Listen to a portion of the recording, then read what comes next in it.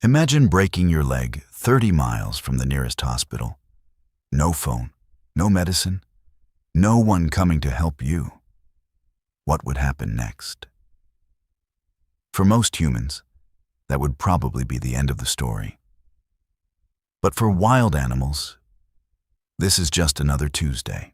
A wolf with a torn paw has roughly 3 days before that injury turns from painful to life-threatening.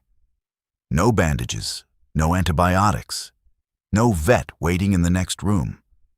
So how does a wolf actually survive something like this? The answer is not what you would expect. It is not licking the wound, although that helps a little. The real secret is doing almost nothing at all. An injured wolf will often go completely still, tucking itself away from the pack, conserving every ounce of energy it has left. That stillness is not laziness. It is survival math. Movement burns calories the body desperately needs for inflammation and immune response. So by shutting down, the wolf redirects everything toward healing the wound instead of hunting or running. Saliva helps clean the surface, but it is patience, not medicine, that buys the wolf enough time for its immune system to catch up. Still, wolves are not even close to the most impressive survivors in the animal kingdom. Consider what happens when a bear breaks a bone. In humans, a broken bone is dangerous enough. But for a bear, months of total inactivity during hibernation should be a death sentence for its skeleton. Just a few weeks of bed rest can leave a human with dangerously brittle bones. A black bear spends up to 6 months barely moving at all. Yet it wakes up in spring with a skeleton that is almost untouched. Researchers studying black bears found that during hibernation, a hormone called cocaine and amphetamine regulated transcript spikes to levels 15 times higher than normal. And this hormone suppresses the breakdown of bone tissue. In other words, the bear's body pauses the natural cycle of losing and rebuilding bone, keeping calcium levels stable the entire time. Scientists studying osteoporosis in humans are now looking at this exact mechanism, hoping it might one day help patients recover from fractures or prevent bone loss during long periods of immobility. But bears are giants with the luxury of size and fat reserves. Smaller animals do not get that same protection, so they need a completely different strategy. Watch a wounded deer in the wild, and you will almost never see it limp when a predator is nearby. That is not an accident. Predators are constantly scanning for the smallest sign of weakness. So an injured deer will often mask its pain, forcing itself to walk normally even while suffering. The moment it shows vulnerability, it becomes a target. So hiding the injury is not vanity. It is a matter of life and death. This deception buys time for natural healing to happen quietly, away from watching eyes. But some animals do not simply hide their pain and hope for the best. They actually treat it. Imagine discovering medicine without ever inventing science. That is essentially what chimpanzees do. Researchers in Uganda's Budongo forest recently tested 13 plant species that sick or injured chimpanzees were seen eating outside their normal diet. In laboratory testing, 88% of those plant extracts inhibited bacterial growth, and about a third had measurable anti-inflammatory effects. One species in particular showed the strongest antibacterial activity of all. In a separate discovery in Gabon, scientists filmed chimpanzees catching small flying insects, crushing them between their lips and pressing them directly onto open wounds, sometimes their own, sometimes a companion's. Nobody fully understands why this works yet, but the behavior looks strikingly similar to something we would recognize as first aid. And yet, compared to what elephants do, even chimpanzees start to look like amateurs. Elephants are famous for eating clay and soil rich in minerals, a behavior scientists call geophagy. This clay can bind toxins in the stomach, support digestion, and help injured or sick elephants recover strength faster. Older elephants appear to guide younger ones toward specific mineral deposits and specific plants, passing down knowledge that can take generations to build. In a herd led by an experienced matriarch, that accumulated wisdom becomes almost like a medical library passed from grandmother to granddaughter. Lose the matriarch, and you lose decades of survival knowledge in an instant. But none of them are quite as strange as what happens in the sky. Birds have their own bizarre toolkit for staying healthy.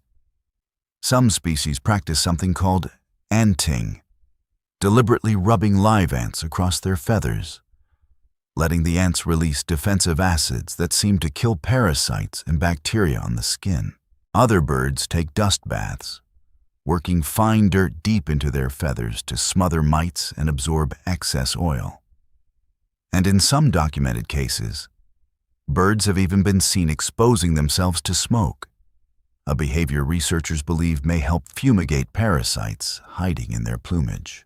Every species seems to have invented its own version of a pharmacy, using nothing but instinct. But insects make almost everyone else on this list look primitive. In 2017, a researcher named Eric Frank discovered that matabele ants in Africa carry wounded nestmates back to the colony after raids on termites, then take turns gently holding the injured limb while applying antimicrobial saliva for several minutes at a time. That saliva alone was found to cut the death rate of infected ants by up to 90%. Then in 2024, Frank's team studied Florida carpenter ants and found something even more extreme. When a nestmate's leg was wounded near the upper joint, healthy ants would bite the entire limb off at the base, performing what is essentially a battlefield amputation. Survival rates for ants that receive this treatment climbed to around 90 to 95%. If the wound was lower on the leg, the ants skipped amputation and focused entirely on cleaning instead, a decision that still gave a survival rate of about 75%. In a more recent study, scientists even found some ant colonies performing amputations as a precaution before infection had even set in, simply because the odds favored playing it safe. This is not instinct alone. This looks like triage, diagnosis, and treatment, carried out by a creature with a brain smaller than a grain of rice. But there is one animal that breaks nearly every rule we have talked about so far. Some lizards and salamanders do not just heal a wound. They rebuild entire body parts from scratch, lose a tail escaping a predator, and many lizard species will grow a new one within weeks. Certain salamanders can regenerate an entire limb, complete with bone, muscle, nerves, and skin, and some can even regrow parts of a damaged eye. This process relies on specialized cells that essentially forget what they used to be and transform into whatever the body needs to rebuild the missing structure. It is one of the most extraordinary tricks in all of biology. And once you see it, a question becomes almost impossible to avoid. If a salamander can regrow an entire limb, why can't we? The answer has nothing to do with intelligence and everything to do with trade-offs written into our evolutionary history. Regeneration on that scale requires enormous amounts of energy, and it requires cells that are willing to divide and transform rapidly. But cells that divide that aggressively also carry a serious risk: uncontrolled growth, which in complex, long-lived animals like humans often shows up as cancer. Small, short-lived creatures can afford that biological gamble because their bodies do not need to last many decades. Humans evolved instead to prioritize long-term stability over rapid regrowth, trading the ability to regenerate a limb for a body built to survive far longer overall. Nature rarely gives any species every advantage at once. It hands out trade-offs, and every animal we have talked about today represents a different bet placed by millions of years of evolution. Now picture that wolf from the beginning, one more time. The same torn paw, the same silence, the same stillness in the trees. Except now you understand exactly what is happening in that moment. The wolf is not doing nothing. It is calculating, conserving energy instead of chasing prey, letting its immune system work instead of forcing movement. Perhaps searching out a specific plant along the way a chimpanzee or an elephant might. It may survive, it may not. And that is precisely the difference between animals in the wild and us.